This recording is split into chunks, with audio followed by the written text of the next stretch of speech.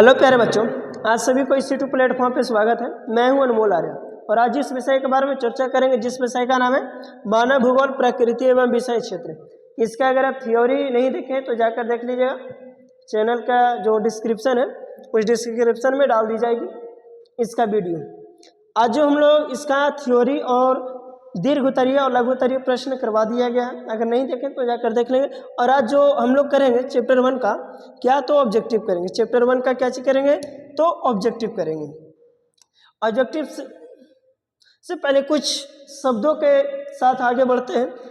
शब्द क्या समझिएगा कि ख्वाब टूटे हैं मगर हौसले जिंदा है। क्या कि ख्वाब टूटे हैं मगर हौसले अभी भी जिंदा है वो है जहां मुश्किलें भी क्या है, तो मुश्किलें भी शर्मिंदा है। देखिएगा, अब ज्योग्राफी का फर्स्ट प्रश्न है। ज्योग्राफी का कौन सा प्रश्न है? फर्स्ट प्रश्न है कि भूगोल शब्द सर्वप्रथम प्रयोग किया था। कौन सा? कि भूगोल शब्द सर्वप्रथम प्रयोग किया गया था। ध्यान दीजिए, भूगोल शब्द सर्वप्रथम प्रयोग किया गया था। तो भूगोल शब्द जो है सर्वप्रथम किसके द्वारा? तो जो इरेटोस्थनीज के द्वारा क्या चीज किया गया था, तो प्रयोग किया गया था। नहीं रहा है, ध्यान दीजिएगा। उसके बाद है आपका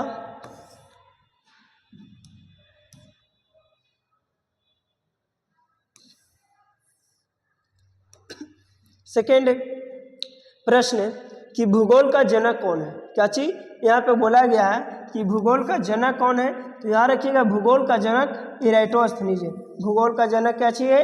इरेटोस्थनीज है। क्योंकि आप भूगोल शब्द दिए थे, बट कहीं कहीं पे आपको जो है हिकेटियस भी दे दिया जाता है। कहीं कहीं पे क्या दे देता है, तो हिकेटियस भी दे देता है। ध्यान दीजिएगा। नेक्स्ट प्रश्न है हमारा थ्योरी कि आधुनिक मानव भूगोल के जनक कौन है। क्या यहाँ पे व्याख्या किया प्यारे बच्चों? आधुनिक मानव। तो आधुनिक मानव भूगोल के जनक याद रखिएगा बच्चों, फ्रेडरिक रेडियल कौन है? फ्रेडरिक रेडियल, जिनके द्वारा एक पुस्तक भी लिखी गई थी। कमेंट में आंसर दीजिएगा उसका, उस पुस्तक का नाम क्या था।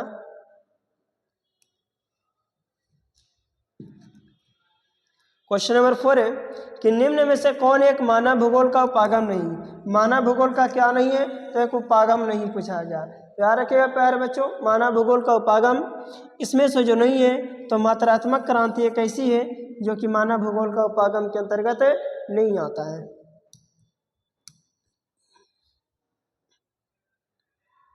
प्रश्न नंबर 5 क्या कह रहा है, इसे देखिएगा। निम्न में से कौन एक लोग और पर्यावरण के बीच पारस्परिक क्रिया का सर्वाधिक महत्वपूर्ण कारक है? क्या चीज सर्वाधिक महत्वपूर्ण एक कारक है? समझिएगा बच्चों, किसके किसके बीच में? तो पर्यावरण और क्या, पर्यावरण के बीच पारस्परिक क्रिया और सर्वाधिक महत्वपूर्ण कारक है। तो याद रखिएगा क्या है, तो वह जो है आपका क्या, मानव बुद्धिमत्ता, प्रौद्योगिकी, लोगों का अनुभव या मानवीय भाईचारा। इसका जो राइट आंसर होगा प्रौद्योगिकी। क्या? प्रौद्योगिकी। ये आप जब थ्योरी में पढ़े होंगे, मानव का प्राकृतिकरण, मानव का प्राकृतिकरण पढ़े होंगे, तो आपसे ऑब्जेक्टिव वाला बन गया होगा। प्रश्न नंबर 6 है कि एंथ्रोपिजियोग्राफी नामक पुस्तक किसने लिखा? जस्ट बताए थे। तो याद रखिएगा बच्चों, एंथ्रोपिजियोग्राफी नामक पुस्तक किसके द्वारा? तो फ्रेडरिक रेडियल के द्वारा एंथ्रोपिजियो नामक ग्राफी पुस्तक लिखा गया। समझ में आया ना? हाँ ठीक है, ध्यान दीजिएगा बच्चों। क्वेश्चन नंबर 7 है आपका कि नव निश्चयवाद के प्रवर्तक कौन है। क्या व्याख्या क्या है? नव निश्चयवाद के प्रवर्तक कौन थे? तो याद रखिएगा, जिसका नाम था ग्रिफिथ टेलर। नव निश्चयवाद पता है कि प्रकृति के नियमों को समझकर पर्यावरण में बदलाव लाना ही क्या कहलाता है? नव निश्चयवाद कहलाता है।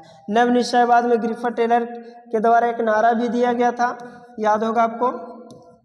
कौन सा नारा? तो रुको और जाओ का नारा दिया गया था। किसके द्वारा? तो जो है ग्रिफिथ टेलर के द्वारा दी गई थी।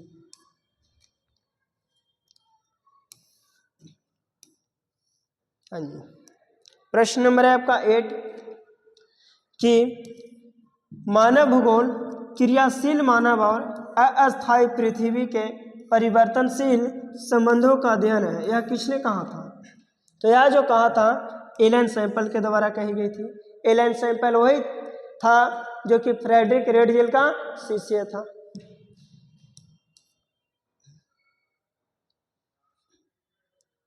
नेक्स्ट प्रश्न क्या 9 है कि संभववाद शब्द का प्रयोग सर्वप्रथम किस फ्रांसीसी विद्वान ने किया था?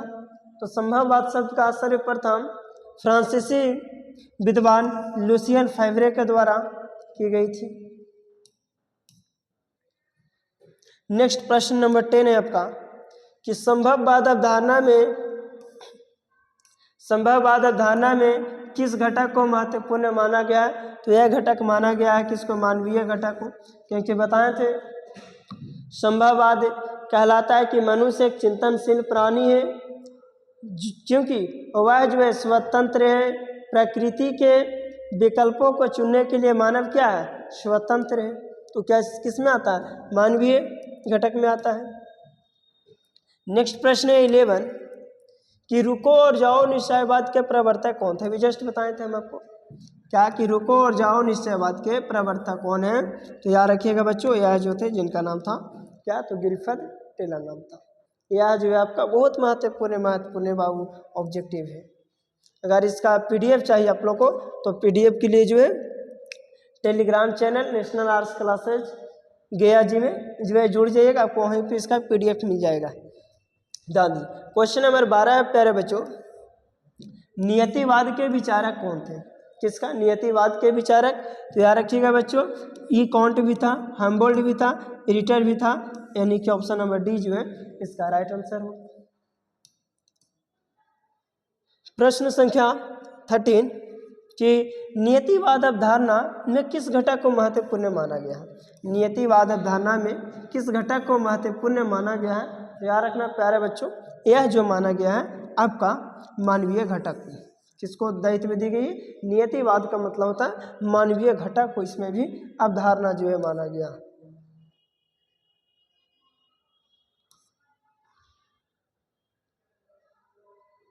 हाँ बच्चों, मानवीय घटक।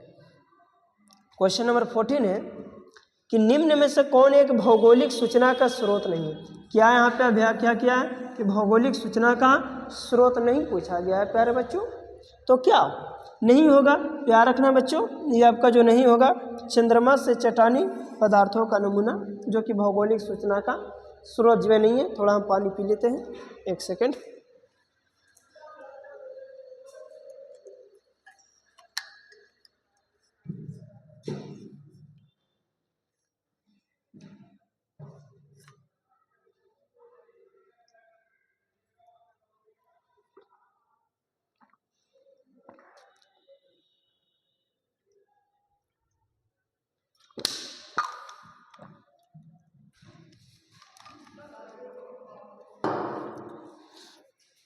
देखिए बच्चा, क्वेश्चन नंबर 14 आपको क्लियर हो गया होगा। नेक्स्ट देखते हैं क्वेश्चन नंबर, अब क्या हुआ?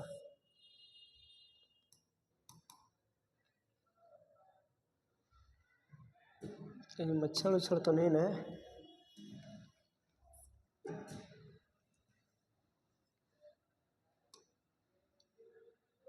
भाई देखिए, देख रहे हैं यहाँ पे क्या है? मच्छर है। देखिए हम आपको दिखाते हैं।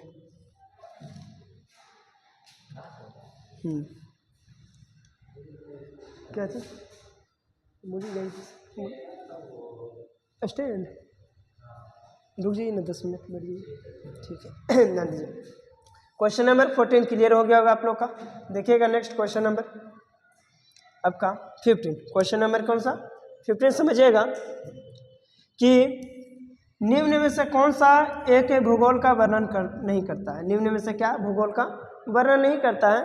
तो समझिएगा कि भूगोल का वर्णन नहीं करता है, तो यह जो आपका हो जाएगा, याद रखिएगा प्रौद्योगिकीय विकास, क्योंकि प्रौद्योगिकीय विकास जो है भूगोल।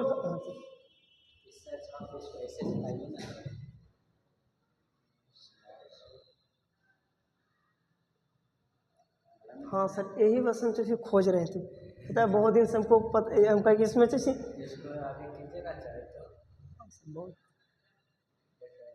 बेस्ट नहीं, इसको जो है ना हम आए थे एक और बट कर रहे थे तो हमको हो ही नहीं रहा था, हमको लगा ना कि इसमें अच्छे नहीं दिया और सोने नहीं दिया। हाँ सही, ताकि हमारा जितना जो रहता है ना सब पीपीटी के रूप में ही रहता है।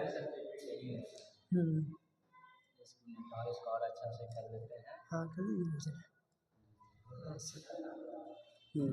देखिए बच्चा, क्वेश्चन नंबर आपका 16 है कि निम्न में से कौन सामाजिक भूगोल का उपक्षेत्र नहीं है। क्या चीज बोला गया? सामाजिक भूगोल का उपक्षेत्र नहीं है। तो ध्यान दीजिएगा बच्चा,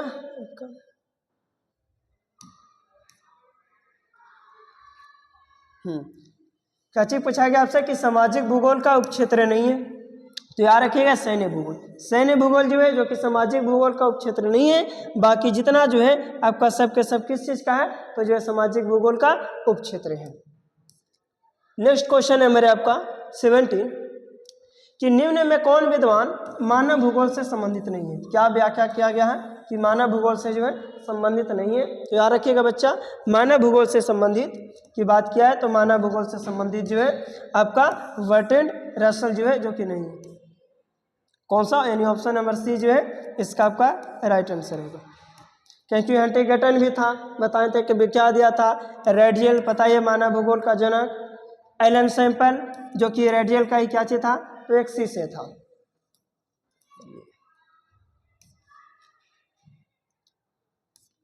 क्वेश्चन नंबर 18 कि जस्ट पीरियड्स नामक पुस्तक के लेखक कौन से? क्या यहाँ पर बोला गया है जस्ट पीरियड्स नामक पुस्तक के लेखक कौन है? तो याद रखना बच्चा, यह जो है जस्ट पीरियड्स नामक पुस्तक के लेखक हिकेटियस के द्वारा यह पुस्तक लिखी गई थी। नेक्स्ट प्रश्न नंबर है बच्चा 19 कि मानव पर प्रकृति का नियंत्रण संबंधित है। यानी मानव जो है प्रकृति का क्या चीज करता है, नियंत्रण संबंधित करता है। जैसे एग्जांपल के तौर पे आज क्या है, आज का दौर में टेम्परेचर बहुत ज़्यादा है, होता है गर्मी ज़्यादा हुआ तो मानव क्या करता है, प्रकृति पर कुछ नियंत्रण कर पाता है। वो गर्मी से बचने के लिए क्या खरीद लेगा एसी और कूलर खरीद लेगा। तो क्या होगा कि प्रकृति पे मानव आज का दौर में नियंत्रण कर लिया है। तो नियंत्रण क्या कहलाएगा, तो यह जो नियंत्रण कहलाएगा मानव का प्राकृतिकरण से कहलाएगा।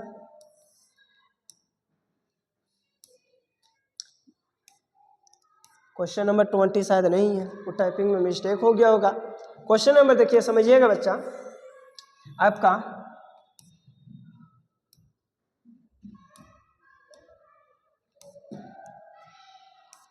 21, कौन सा 21 कि निम्न में से कौन मानव भूगोल से संबंधित नहीं। क्या व्याख्या किया गया, मानव भूगोल से संबंधित नहीं है। तो याद रखिए बच्चा कि मानव भूगोल से संबंधित नहीं है तो समुद्र विज्ञान। क्या समुद्र विज्ञान मानव भूगोल से संबंधित नहीं है। बाकी आपका आर्थिक भूगोल जितना जो है सब के सब मानव भूगोल से संबंधित है। नेक्स्ट क्वेश्चन नंबर है आपका 22 कि जियोग्राफी शब्द की उत्पत्ति हुई है। क्या चीज? जियोग्राफी शब्द की उत्पत्ति हुई है। तो जियोग्राफी शब्द की उत्पत्ति ग्रीक भाषा से हुआ है, बताए थे जियोग्राफी, क्योंकि जियोग्राफी जो है आपका कितना वर्ड से मिलकर बना हुआ है, 2 वर्ड से मिलकर बना हुआ है। एक जिसको हम लोग कहते हैं जियो प्लस क्या चीज, तो ग्राफस। जियो प्लस ग्राफस, जियो का अर्थ होता है अर्थ और ग्राफस का अर्थ होता है स्टडी, या तो इसी को क्या कहते हैं बाबू, अध्ययन। नेक्स्ट देखिएगा बच्चा, क्वेश्चन नंबर 23 आपका कि भू आकृति, प्राकृतिक, वनस्पति, मृदा, जलवायु आदि का अध्ययन करते हैं, इसे क्या कहते हैं। तो इसे जो कहते हैं प्यारे बच्चों, इसको हम लोग कहते हैं भौतिक भूगोल। इसको हम लोग क्या कहते हैं प्यारे बच्चों, भौतिक भूगोल कहते हैं। नेक्स्ट देखिएगा, क्वेश्चन नंबर आपका 24 कि एंथ्रोपिजियोग्राफी से संबंधित है। किससे? एंथ्रोपिजियोग्राफी से संबंधित है, जो कि एक पुस्तक है बच्चा। ये जो है कौन सा भूगोल से है, तो यह जो है मानव भूगोल से। क्योंकि इसको लिखा कौन था, तो इसको जो है लिखा था जिसका नाम था बच्चा रेडियल के द्वारा। कब लिखा गया था, तो सन 1882 में इस पुस्तक का लिखा गया था। नेक्स्ट प्रश्न है बच्चा, क्वेश्चन नंबर 25 कि मानव भूगोल मानव समाज और धरातल के बीच संबंधों का अध्ययन है। यह कथन किसका है? मानव भूगोल मानव समाज और धरातल के बीच संश्लेषित अध्ययन यह कथन किसका है? तो याद रखना बच्चा, यह कथन जो है फ्रेडरिक रेडियल का है। नेक्स्ट प्रश्न है आपका 26 कि इनमें से कौन सी विचारधारा मार्क्स के सिद्धांत का पालन करता है? तो याद रखना बच्चा, वह जो मार्क्स का सिद्धांत का प्रतिपादन अमूल्यवादी विचारधारा कहता है। कौन सा विचारधारा? अमूल्यवादी विचारधारा को ही एक और विचारधारा के नाम से जाना जाता है, जिसे हम लोग क्या चीज कहते हैं? तो याद रखना प्यारे बच्चों, रेडिकल विचारधारा कही जाती है। अगर आपसे ऑप्शन में अमूल्यवादी विचारधारा नहीं देकर रेडिकल विचारधारा देगा तो रेडिकल विचारधारा भी सही होगा। नेक्स्ट है 27 आपका कि निम्न में से कौन सामाजिक भूगोल का उपक्षेत्र नहीं है? क्या पूछा गया बच्चा? सामाजिक भूगोल का उपक्षेत्र। तो याद रखना बच्चा, सामाजिक भूगोल का उपक्षेत्र है, पूछा क्या चाहिए? है। तो लिंग भूगोल, चिकित्सा भूगोल, सांस्कृतिक भूगोल सब है, यानी कि इसका जो राइट आंसर होगा इनमें से सभी होगा। नेक्स्ट प्रश्न है बच्चा क्वेश्चन नंबर आपका 28 क्या कि फ्रेडरिक रेडियल किस शिष्य का नाम बताया? बहुत बार बताए, क्या था? तो याद रखिएगा, कुमारी एलन सैम्पल।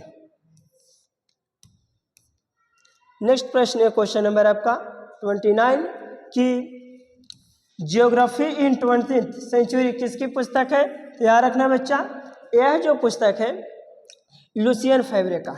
यह पुस्तक किसका है बच्चा? लुसियन फेवरे। ये था कौन? तो इजवे आपका कहाँ का? फ्रांस के रहने वाला था, जो कि क्या बताया था? तो इजवे संभव उपवाद के बारे में बताया था कि मनुष्य क्या है? मनुष्य एक चिंतनशील प्राणी है जो कि प्रकृति के विकल्पों को चुनने के लिए क्या है? स्वतंत्र है। नहीं बच्चा, क्वेश्चन नंबर 30 ये आपका जो है लास्ट क्वेश्चन है। 1990 का दशक भूगोल के किस उपागम के लिए जाना जाता है? कौन सा दशक बात किया गया? 1990 का दशक। तो याद रखना बच्चा, यह जो कहलाता है आधुनिकतावाद कहलाता है, यानी ऑप्शन नंबर ए जो है इसका क्या है बच्चा? तो राइट आंसर है। बाकी जो है अगर किन्हीं को अगर हमारा ऑफलाइन क्लास में आना है तो फिर गया जी में हमारा ऑफलाइन क्लास चलता है, आपको आना होगा तो इस नंबर पर आप कॉन्टेक्ट कर लीजिए, ठीक है। बाकी हम लोग मिलते हैं नेक्स्ट क्लास में। आप सभी को bye bye, take care, love you.